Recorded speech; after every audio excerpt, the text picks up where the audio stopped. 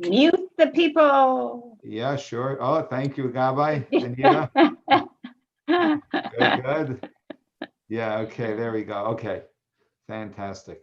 So good evening, everyone. All right. So we start this week. We're studying a beautiful Torah portion, which has some fascinating things in it.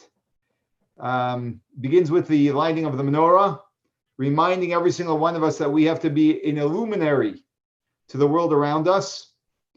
And our world needs a lot of inspiration and illumination and guidance. So that's very important. But there's an interesting verse in the Torah that actually is not one that is often discussed. It tells us an interesting thing. And if you travel to when you're in the Holy Land of Israel, next time you go for a visit, once they reopen after their second closing, and you're in the old city of Jerusalem, the Ir HaTikah, the old city of Jerusalem, you'll see there's a small museum there. That's a very significant museum to visit. It's the Museum of the Temple.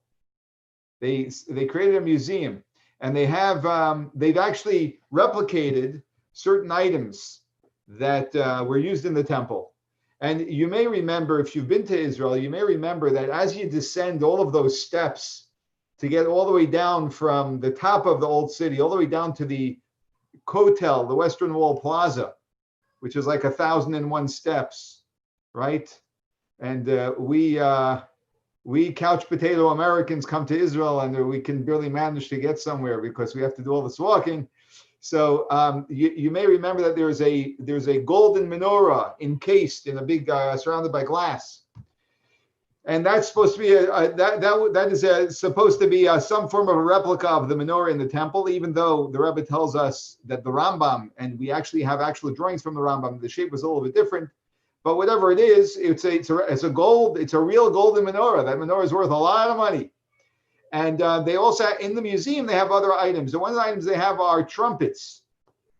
Why trumpets? Because the Torah tells us in this week's portion regarding the Jewish people traveling, that whenever they would travel, there were a whole bunch of blasts that they would make with the trumpets to indicate when they should pack, when they should start moving, which tribe starts moving first. So they would do all of these blasts that would instruct everyone. That's what the Torah tells us. And the actual verse is, make for yourself 2 trumpets out of gold.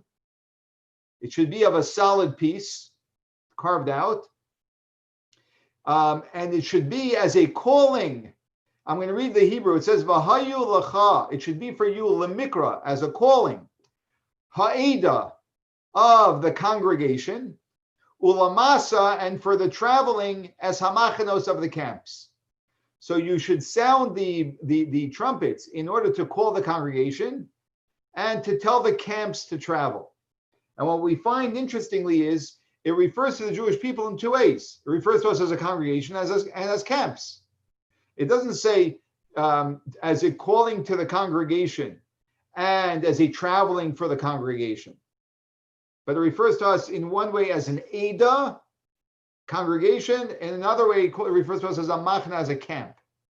So there was a great rabbi by the name of Rabbi Yosef Dov Soloveitchik, otherwise known a little bit more fondly as Rav Yoshe Ber. That was sort of a nickname way of saying his name, Yoshe Ber Soloveitchik. He was the Rosh Yeshiva, the head of the Yeshiva of Yeshiva University. And he carries the last name Soloveitchik, which is a very prominent name. And he, in fact, is a direct descendant of this very prominent family of Soloveitchiks, who were brilliant-minded Talmudists. They were non-Hasidic individuals who studied the Talmud. He happened to have had a close relationship with Lubavitch for a number of reasons. One is that when he was a child in the Cheder in Russia, his father sent him to a Cheder where he had a Lubavitcher Malamed, which he spoke about when he came to America a few times, very, very fondly, about how that teacher had a very profound impact on him. And he also, when he was studying in Berlin at the university, The Rebbe was in Berlin at the same time, and they sort of got to know each other. In fact, one time, it was on Purim. It was forbidden. This was in I don't remember exactly, 1930 or around 1930. It was forbidden to make any public announcements in Berlin, and it was Purim. And on Purim, the Rebbe got up at a cafe. He stood on a chair, and he wanted to inspire the Jews. I guess there were a lot of Jews in that area. It's Purim today to celebrate. And the Rebbe also, as a healthy Russian chassid, on Purim, nonetheless, was not short. His bloodstream wasn't short on l'chaim. So with full vigor, even though the Rebbe was a very extreme introvert by nature, but he was also very driven, which is exactly the message of tonight. Reactive versus proactive. So he was very proactive because he was driven by a mission. As we see, he probably had the biggest impact on the Jewish world as a leader than any leader we know of in hundreds, if not thousands of years. And he started giving a speech. And so the police arrested him. And Rabbi Soloveitchik came to the prison to vouch or to the police station, whatever it was, to vouch for the fact that he's a fine, innocent man, and he was just doing something out of inspiration from the holiday, and then they let him go. And then Rabbi Soloveitchik told the Rebbe, I see that one day you're going to be the Lubavitcher Rebbe. Why? Because all of the Lubavitcher Rebbes who were, they led when they were in Russia, they were all imprisoned at one point or another for something else they did on behalf of the Jews. So he said, now that you are in prison, I know you can be a Rebbe too. And in fact, only 20 years later, that in fact happened. So Rabbi Soloveitchik is known until today for his brilliant Talmudic mind. And he has a book called Kol Dodi Dofek, The Voice of My Beloved Knocks, which is a quote from a book of King Solomon. And in it, he explains a fascinating thing. He explains this verse. He says that there are two ways that we can bring people together. And this is very interesting in observing what's going on in society right now. There are two ways of bringing people together, motivating people to come together en masse. One way is what we call a machane, a camp. What is a camp? A camp is when people come together for mutual protection. They come together for mutual protection. That means that we have a common reason to come together as a group so we can protect ourselves. Now, this is actually not exclusive to human beings, because we know that animals do the same thing. They bunch together, which is a very smart thing to go. They travel in herds. When you travel in herds, you have more power. And this way, and more protection. People are scared. Other animals, mightier animals may be scared to attack a herd because a herd can team up. So it's not exclusive to humans, and that is what a camp is, a machane. That's what a camp is. And essentially, a camp is a defensive formation. The reason why we come together is because we are defending ourselves against something outside of us. It's not that there is something inherently that brings us together. It's just that we face a common enemy, if you will, that's on the outside. So therefore, we have a common need and a common desire, and that brings us together. It's not a very solid and strong community, because everyone's really there because of an external issue. If that external issue goes away, then this camp falls apart. There's no need. The glue that's keeping everyone together is no longer there. But then you have a different type of a grouping of human beings, of people. And that is not out of mutual protection, but that comes from a shared vision. A shared vision. We have a vision that we want to go somewhere. It's not that we want to be protected here. It's that we want to go somewhere. We want to achieve something. We want to bring something to the world. And that is not a defensive position. That is no offensive formation. It's not a defensive formation. It's no offensive formation. This is unique to human beings. Animals don't have the intellectual capacity to come up with vision and to be led by conviction and by ideas and by values. This is something that's very unique to human beings. And this is what we call an Eidah. An Eidah, a congregation. Very different than a machane, a camp. And what the verse is telling us is that the Jewish people were both. We were a congregation and we were a camp. And we see this, in fact, because we know that when we were in Egypt, what brought all of the Jews together in Egypt? We didn't have to bring ourselves together. We were brought together by the fact that we were all oppressed. And unfortunately, we can say that through our history, we find that the Jewish people, unfortunately, we have been repeatedly oppressed. And that very often brought us together. That's not a very compelling way to get to bring people together. And as we understand, like I said before, what's keeping us together in such a case, in such an environment, is what's keeping us together in such an environment is something external. Whenever there's something external, it's not powerful. It's very weak. If the reason why I do something is for an external reason, it's very easy for me to stop doing it because that external reason is not a very compelling reason. However, the Jewish people then were brought to Mount Sinai. And when we were brought to Mount Sinai, God gave us a mission. He gave us a shared mission. He gave us a shared vision. He gave us a shared responsibility. And we accepted that. We said we will do. We're committed to that. Suddenly we went from being a camp. We went from being a camp to being a congregation. We went from being a people that are just reactive to being a people that are proactive, where we understand that we have a mission to bring light to the world. This became the power of the Jewish people. So that when we're not, hopefully there are times or segments or pockets of time in our history, like now in America at least, where we're not really being oppressed. We live in a democracy where we are, for the most part, protected. And we can focus on what I get up for every day, what my vision is. What is it that I'm living for? What is it that I'm living for? This is something very powerful and very compelling. So very often people spend their lives just protecting, living a life which is a defensive life. As long as I have my insurance policies, as long as I have my income, as long as my family is okay and everyone is doing fine, right? It's all good.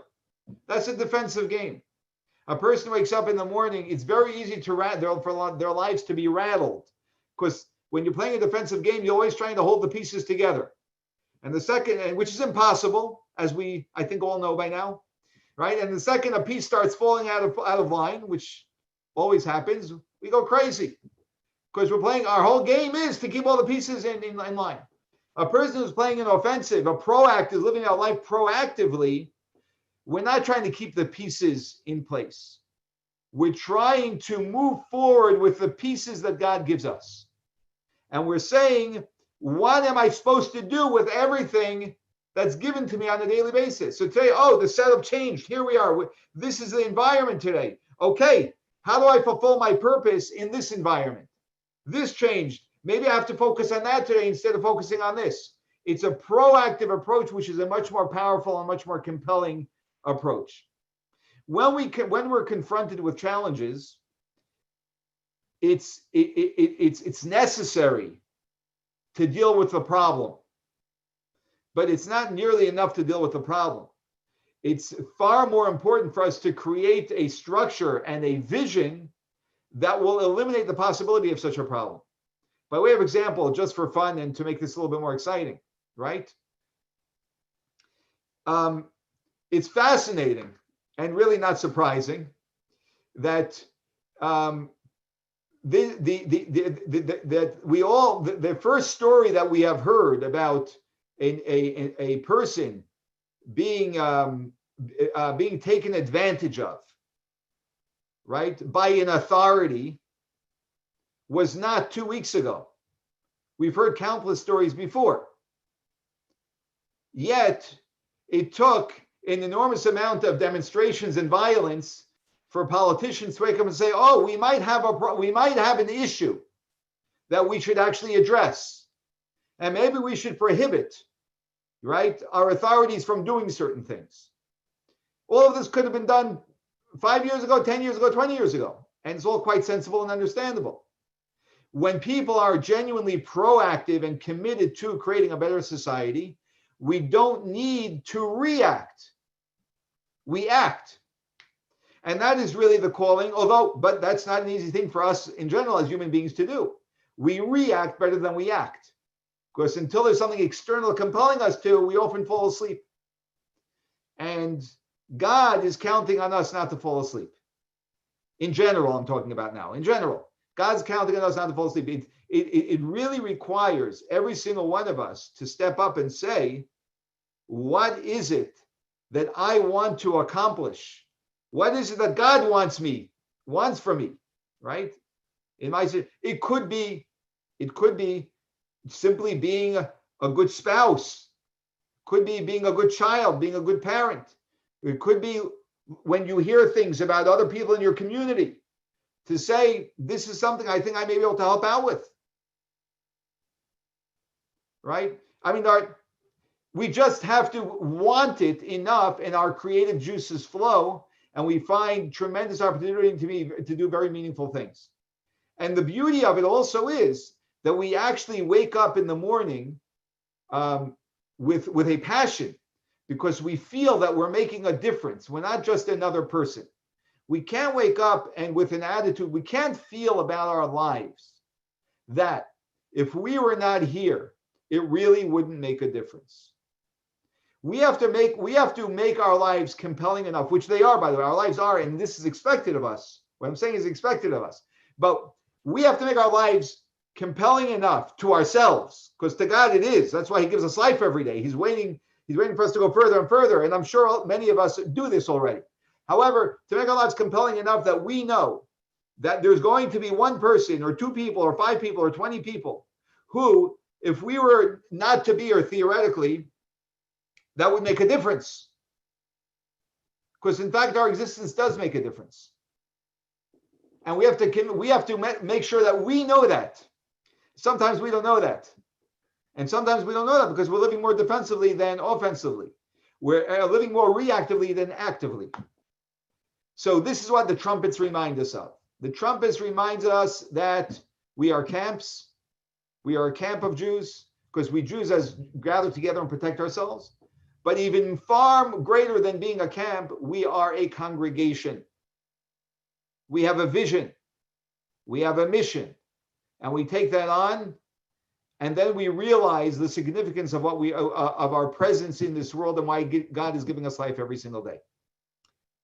So with this, I leave you with this message. Thank you for joining us, everyone. And you're all officially unmuted. So Thank you. You can Thank you, Thanks. Rabbi. Thank you. Very, very welcome. And reminder that our next meeting will be on Wednesday evening. So please join us Wednesday evening for our next meeting. Thank you, Rabbi.